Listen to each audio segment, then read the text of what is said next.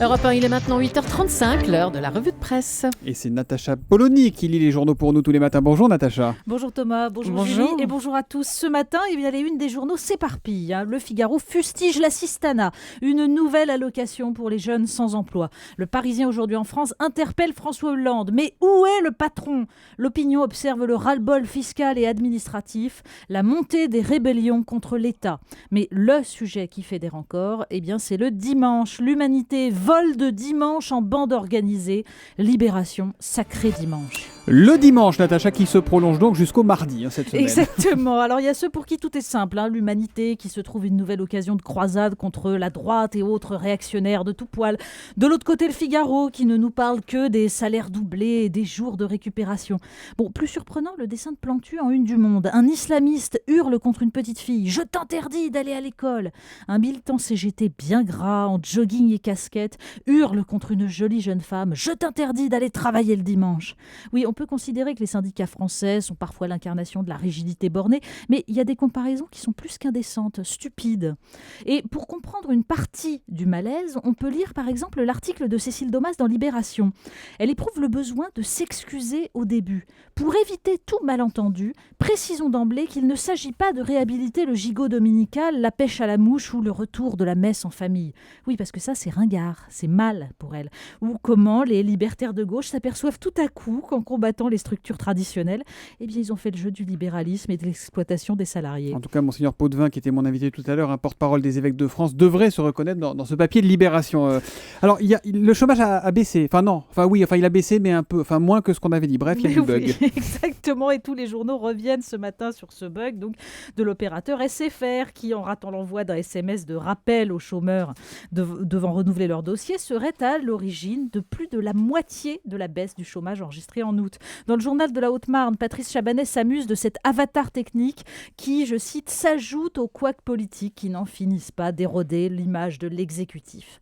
Alors pour ceux qui veulent encore croire à la magie de la technique, bien loin des SFR, je vous conseille plutôt la page des Échos sur le Big Data capable de prévenir l'avenir. Le Big Data, c'est les données sur Internet. Des scientifiques expliquent qu'en analysant ces données par statistiques, on peut prévoir les épidémies et même certaines émeutes. Pour ceux que ça angoisse, tout n'est pas prévisible, nous dit l'article. La chute de l'Empire soviétique, les printemps arabes, la crise financière, ça, c'est pas prévisible. Donc tous les vrais faits d'actualité, finalement. Enfin, par les statistiques, peut-être pas, mais par une réflexion politique, la crise financière, franchement, il y avait moyen. Et ce qu'on peut prédire, Natacha, c'est que nos stades, là, pour l'Euro 2016, vont nous coûter une fortune. Oui, c'est à lire dans Libération un article sur la façon dont les clubs de foot font payer aux contribuables la rénovation des stades, pendant qu'eux engrangent la quasi-totalité des droits de télévision et de marketing. Emblématique, le cas du stade Vélodrome à Marseille. Les collectivités, écrit Olivier Bertrand, seraient des vaches à lait fiers de s'endetter pour le dieu football que d'autres commercialisent.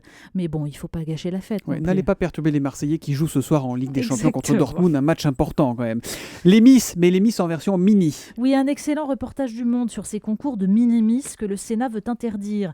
Il y a Myriam et Caroline venues de l'Oise avec leurs filles. Une journée de concours, explique Myriam, c'est l'occasion de retrouver des amis, de rigoler. Les petits ont des cadeaux, on finit au McDo.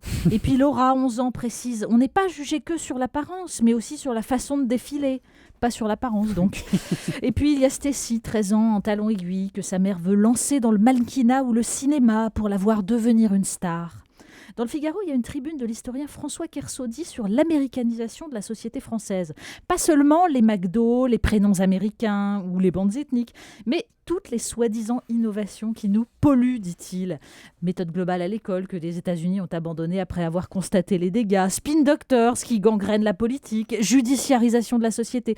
L'impérialisme s'impose par la culture et le sociétal, bien plus que par la géopolitique. Allez, détendons-nous, allons faire un petit tour à la cuisine. Oui, c'est le numéro 2 d'une revue intitulée 180 degrés, une de ces revues-livres avec des photos comme des natures mortes. C'est absolument superbe, je vous la conseille. Celle-là, on a envie de les manger. Oui, la photo de la poularde de Brest truffée en vessie, des gaufres liégeoises ou de l'étang de Thau et de ses ostréiculteurs. Il y a des recettes, des histoires d'hommes, de produits. Un article sur la bibliothèque Carnegie de Reims et ses 700 menus des 19e et 20e siècles. Une histoire politique et philosophique de la Troisième République à travers le bœuf sauce chasseur et le poulet financière. Ouais, ça nous met l'eau à la bouche et dans la revue 180 degrés.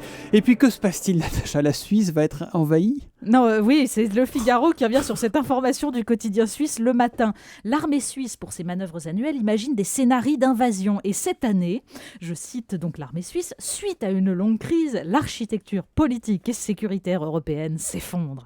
Donc montée de la violence, France démembrée, et on voit la brigade libre de Dijon décider à venir chercher l'argent que la Suisse a volé.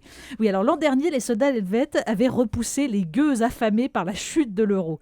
On se demande si les scientifiques pourront prévoir ça en analysant le net. En tout cas, les politiques français et européens, eux, ils ne voient rien venir. Ça vaut bien la peine d'être neutre pour finir comme ça. Merci beaucoup, Natacha Polony.